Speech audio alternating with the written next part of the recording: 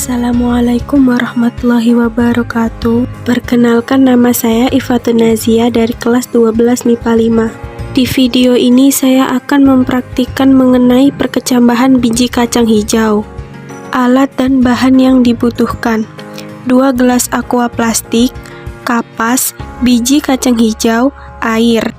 Cara kerja: siapkan biji kacang hijau, 2 gelas aqua plastik disiapkan dan di dalamnya diberi kapas. Setelah memasukkan kapas ke dalam gelas plastik, kemudian biji kacang hijau diletakkan di dalam 2 gelas aqua. Masing-masing gelas berisi 10 biji kacang hijau.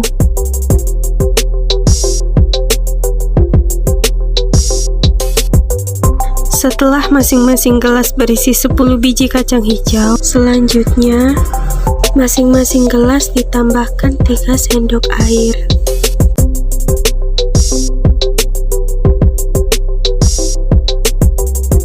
Kemudian susun biji kacang hijau, usahakan tidak berdekatan antara biji satu dengan biji yang lain. Kemudian letakkan gelas aqua yang berlabel terang di tempat yang terang atau mendapat cahaya matahari seperti di samping jendela atau di halaman rumah. Dan letakkan gelas aqua yang berlabel gelap di tempat yang gelap seperti di dalam kardus atau di kolong tempat tidur.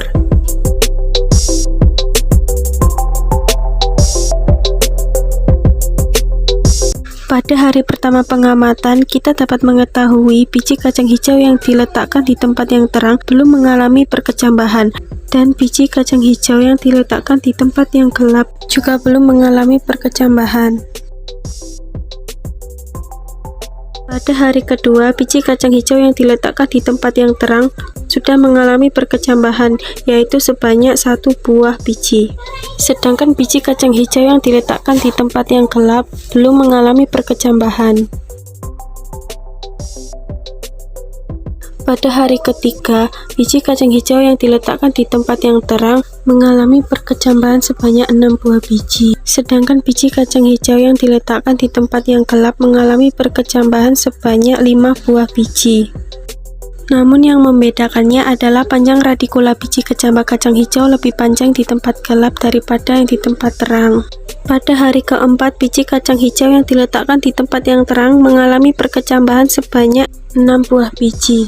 Sedangkan biji kacang hijau yang diletakkan di tempat yang gelap mengalami perkecambahan sebanyak 7 buah biji. Namun yang membedakannya adalah panjang radikula biji kecambah kacang hijau lebih panjang di tempat gelap daripada yang di tempat terang. Pada hari kelima, biji kacang hijau yang diletakkan di tempat yang terang mengalami perkecambahan sebanyak 7 buah biji. Sedangkan biji kacang hijau yang diletakkan di tempat yang gelap mengalami perkecambahan sebanyak 7 buah biji. Namun yang membedakannya adalah panjang radikula biji kecambah kacang hijau lebih panjang di tempat yang gelap daripada di tempat yang terang. Pada hari ke-6, biji kacang hijau yang diletakkan di tempat yang terang mengalami perkecambahan sebanyak 7 buah biji. Sedangkan biji kacang hijau yang diletakkan di tempat yang gelap mengalami perkecambahan sebanyak 7 buah biji. Namun yang membedakannya adalah panjang radikula biji kecambah kacang hijau lebih panjang di tempat yang gelap daripada di tempat yang terang. Pada hari ke-7, biji kacang hijau yang diletakkan di tempat yang terang mengalami perkecambahan sebanyak 8 buah biji.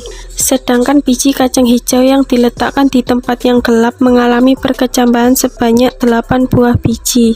Namun yang membedakannya adalah panjang radikula biji kecambah kacang hijau lebih panjang di tempat yang gelap daripada di tempat yang terang. Pada pengamatan ini, terdapat beberapa biji yang gagal berkecambah karena sebuah pembusukan. Selain itu, dari pemaparan yang sudah dijelaskan sebelumnya, kita dapat mengambil kesimpulan bahwa pengaruh cahaya matahari sangat besar pada perkecambahan biji yang akan mempengaruhi morfologi biji tersebut. Sekian video praktikum kali ini. Terima kasih. Wassalamualaikum warahmatullahi wabarakatuh.